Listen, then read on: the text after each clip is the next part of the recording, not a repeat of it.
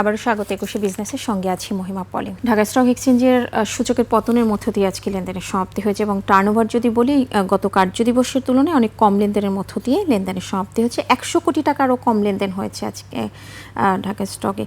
100 কোটি গত কার্যদিবসের সাথে তো কম্পেয়ার করে 868 কোটি টাকা লেনদেন হয়েছিল, সেখানে আজকে দিন শেষে লেনদেনের পরিমাণ 726 কোটি টাকা হয়েছে এবং আমরা যেটা দেখেছি যে খুবই স্লো ট্রেন্ডের মধ্য দিয়ে লেনদেনের সমাপ্তি হয়েছে। বেশিরভাগ প্রতিষ্ঠানেরই কিন্তু শেয়ারের দর হারিয়ে লেনদেন শেষ করেছে। আমরা একটু দেখে নিব যে সূচকের অবস্থান কেমন ছিল দিন শেষে।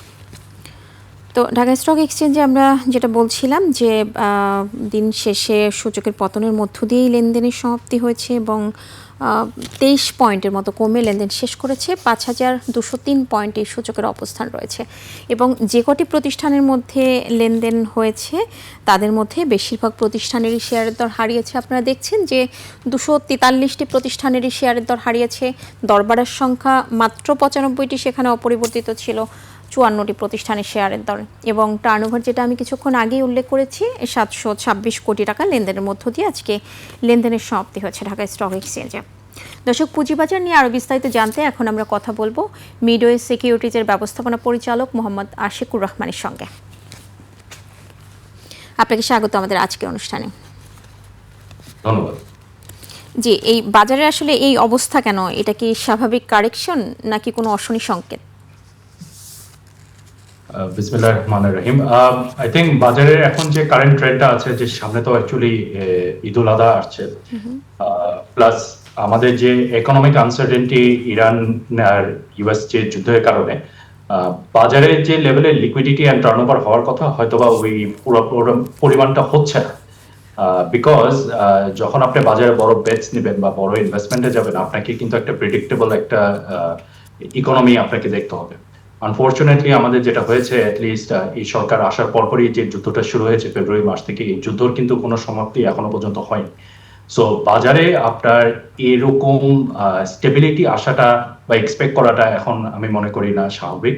বাজার ইনফ্যাক্ট আমি মনে করি যে কারেন্ট সিচুয়েশনে কিন্তু রিলেটিভলি বেশ ভালোই পারফর্ম করছে, কারণ বাজারে আপনি গত এক মাসের যদি আপনি টার্নওভারটা দেখেন 700 থেকে 800 কোটি টাকার মতন টার্নওভার চলছে। এই সিচুয়েশন যদি ধরে নেন এর আগে সরকারের মধ্যে বা এর even previous then the interim গভর্নমেন্টের সময়ও কিন্তু বাজার হয়তো বা 300-400 কোটি টাকায় চলে আসতো। সো এই যে ইনভেস্টার যে পার্টিসিপেশনটা, এটাকে আমি পজিটিভ হিসেবে দেখছি, বিকজ আমরা একটা অলমোস্ট ইম্পসিবল সিচুয়েশনে আছি। যে এনার্জি ক্রাইসিসের যে সমস্যাটা, এটা কিন্তু অ্যাকচুয়ালি একটা বিশাল বড় সমস্যা, এটা এখনো পর্যন্ত সমাধান হয়নি। ইনফ্যাক্ট যত দিন যাচ্ছে আমাদের জন্য কিন্তু এই প্রবলেমগুলি আরো বেড়েই যাচ্ছে। যে সমস্যাগুলোর কথা বলছেন, এটা দূর করতে আসলে কি প্রয়োজন? এই সময়ে জরুরি পদক্ষেপ কেমন নেওয়া উচিত? বাজারে একটা বড় ইস্যু হয়ে আসছে যে আপনার গত 2 বছর ধরে কিন্তু কোনো ক্যাপিটাল রেজিং হয়। সবচেয়ে বড় সমস্যা হলো যে বাজারে যে প্রাইমারি ফাংশনটা, যা আমরা যে ক্যাপিটাল রেজিং করব, ভালো ভালো আইপিও আনবো, এটা কিন্তু একেবারে জিরো। সো প্রাইমারি ফাংশন যদি ক্যাপিটাল মার্কেটের যদি জিরো থাকে, তাহলে কিন্তু আমরা বাজার থেকে বেশি ভালো কোনো কিছু এক্সপেক্ট করতে পারি না। যত দিন যাবে আমার সাপ্লাই অফ শেয়ারস কিন্তু আমার বাজারে বাড়ছে না। বিনিয়োগকারীকে কিন্তু একই শেয়ার একই অ্যামাউন্ট অফ টার্নওভারেই তাদেরকে অপারেট করতে হচ্ছে।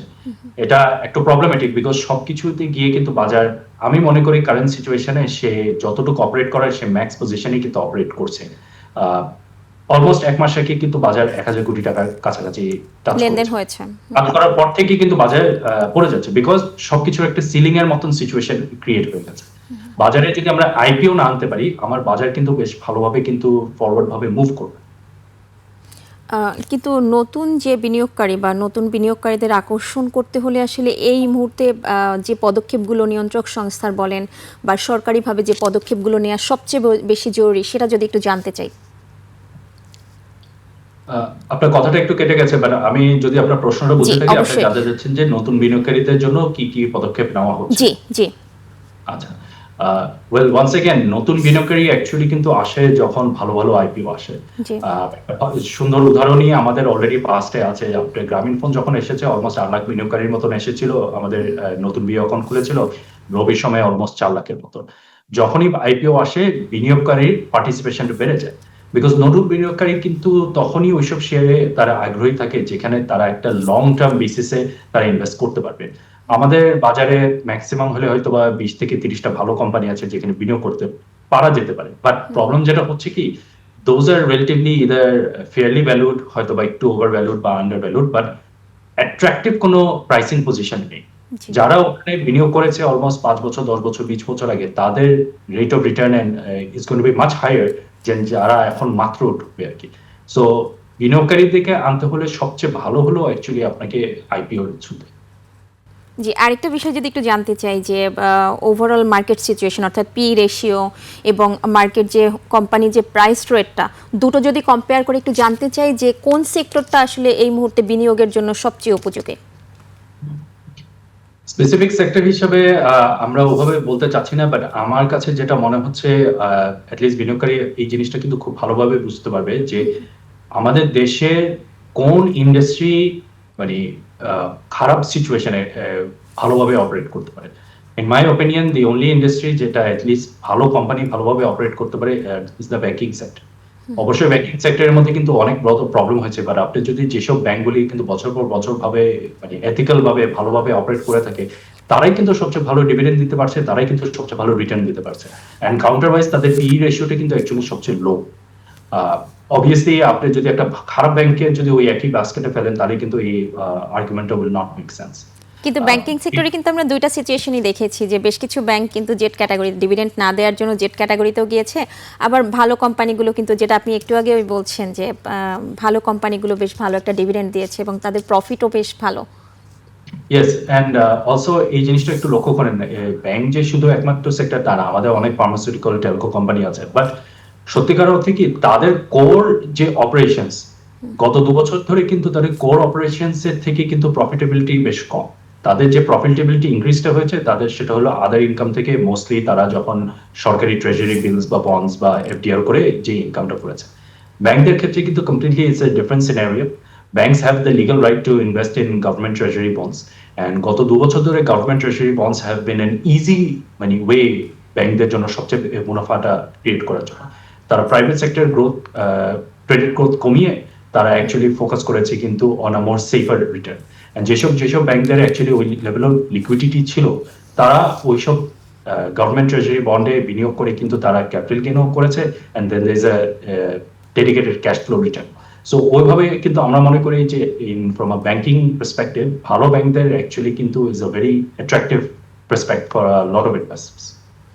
জি, এবং নতুন সরকার এসে বেশ কিছু সংস্কারমূলক উদ্যোগের কথা বলেছেন, যদিও এখনো এক্সিকিউশন হয়নি বা সেই সংস্কারমূলক উদ্যোগের কথাই আমরা শুনেছি। তো তার মধ্যে যদি একটু জানতে চাই যে কোন সংস্কারটা হচ্ছে এই মুহূর্তে বাজারের জন্য জরুরি।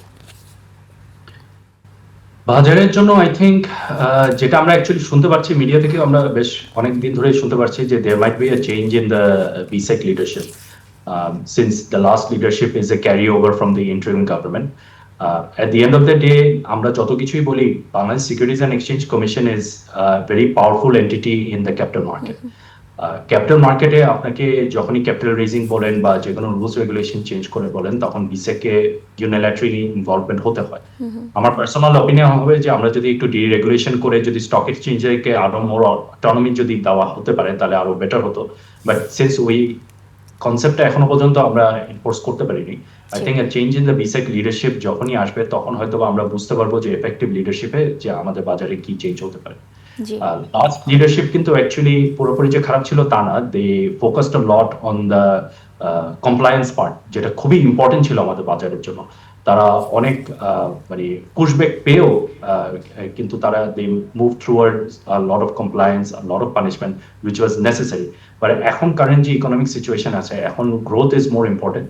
I think leadership that comes in and is very pragmatic, তাদের লিডারশিপের থ্রুতেই কিন্তু আমার মনে হয় বাজারে একটা নেক্সট স্টেপে আমরা আগাতে পারি। কিন্তু আপনি যেহেতু লিডারশিপ চেঞ্জের একটা বিষয়টা তুলেছেন, সেক্ষেত্রে যদি আমি একটু জানতে চাই, সাধারণ বিনিয়োগকারী যারা আছে তাদের কিন্তু এই যে লিডারশিপ পরিবর্তনের বিষয়ে তাদের একটা জোর দাবি রয়েছে, আপনি সেটার সাথে আসলে কতটা একমত? At the end of the day, বাজারের পারফরমেন্স দেখেই কিন্তু আপনাকে যে কোনো লিডারশিপ পজিশন কনসিডার করতে হবে। ইন্টারিম গভর্নমেন্টের সময় কিন্তু আমাদের বাজারের সিচুয়েশন যে খুব ভালো ছিল তা কিন্তু না। অলমোস্ট 2 বছরের মধ্যে we had to very spike up, and most of them were very মানে অগাস্ট 5-এর পরপরই কিন্তু আপনার অলমোস্ট 7-8 দিনের একটা বিশাল বড় একটা স্পাইক ছিল। যেটা আমরা বলতে পারি যে এর আগের গভর্নমেন্টের একটা পেন্টআপ যে ডিমান্ডটা ছিল ব্লু চিপ কোম্পানি, ওইখানে একটা স্পাইক হয়েছে। জি। তারপর 1 বছর পরে যে আরেকটা স্পাইক হয়েছে ইন্ডেক্সে টার্নওভারে, সেটা হয়েছিল because of the banking sector. But overall কিন্তু ঘুরে ফিরে বাজারটা 2 বছর আগে যে সিচুয়েশন ছিল 5ই অগস্ট আগে, নতুন সরকার আসার সময় কিন্তু অলমোস্ট ওই একই লেভেলেই এসেছে। সো পারফরমেন্স যে ওভারঅল পজিটিভ ছিল from a market point of view, we cannot say that. Of course internally কিন্তু অনেক চেঞ্জ হয়েছে, তারা অনেক রিফর্ম করেছে, mutual fund rule, margin rule, তারপর পাবলিক ইস্যু রুল, এগুলি অনেক চেঞ্জ করেছে, ইন্টারনাল কিছু কমপ্লায়েন্স মেনটেন করেছে। ওদের এই মার্জিন রুলের কারণেই কিন্তু আপনি দেখবেন যে আজকে কিন্তু জেড ক্যাটাগরি যে আগে যে একটা খুব প্রভাব ছিল আমাদের মার্কেটে, ওই প্রভাবটাই কিন্তু ড্রাস্টিক ভাবে কমে গিয়েছে। So these are all positive things. However সবসময় তো আর আপনাকে একই মডিউলে অপারেট করলেই হবে না। কারেন্টলি রাইট নাও বাংলাদেশের economy is facing a very dire situation. What we need is subject matter experts, যারা এসে মানে they do not require a lot of time to understand যে বাজারে কোন জায়গায় আমাদের ফোকাস করা উচিত। At the end of the day আমাদের যদি ক্যাপিটাল রেজিংটা আমরা খুব তাড়াতাড়ি স্টার্ট করতে পারি, আই থিঙ্ক ওটাতেই দেখবেন যে বাজারের একটা নতুন গতি শুরু আসবে। জি, ধন্যবাদ আপনাকে আমাদেরকে সময় দেওয়ার জন্য। ধন্যবাদ আপনাকে। জি। দর্শক, এতক্ষণ আমরা পুঁজিবাজার পরিস্থিতি নিয়ে কথা বলছিলাম মিডওয়েস্ট সিকিউরিটিজের ব্যবস্থাপনা পরিচালক মোহাম্মদ আশিকুর রহমানের সঙ্গে। নিচ্ছে একটা বিরতি, ফিরছি একটু পরেই, সঙ্গেই থাকুন।